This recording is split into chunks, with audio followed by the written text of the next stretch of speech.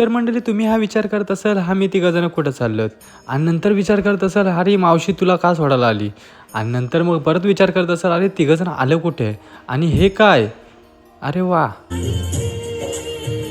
मग नंतर तुम्ही विचार केला असेल अरे काय चाललाय अरे भावा आमच्या भावाचा साखरपुडा आहे तर बघत राहा पूर्ण व्हिडिओ दाखवतो. हॅलो, मी अक्षय.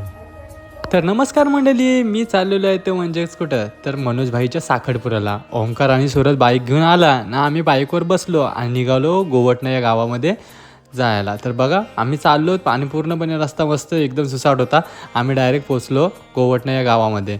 तर गावामध्ये गेलो तर आम्हाला माहीतच नव्हतं, मनोज भाईने आम्हाला सांगितलंच नाही कुठं साखरपुडा आहे कुठं नाही.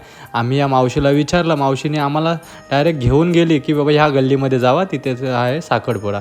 आम्ही नंतर मग आलो साखरपुड्यामध्ये आणि नंतर एंट्री बघताच हे काय मुलीची एंट्री तर मस्त एकदम सॉन्गमध्ये होती भारी. आणि आमचा बघा मनोज भाई बसलाय जोड्याने. अरे वा भावा लक्ष लाव का वहिनींकरत लक्ष लावतंस. भावाचा काय म्हणजेच मान काय फिरत नाही काय नाही. आम्ही गेलो मग सरळ जेवायला. वर गेलो जेवायला तर जेवायला भरपूर लाईन होती.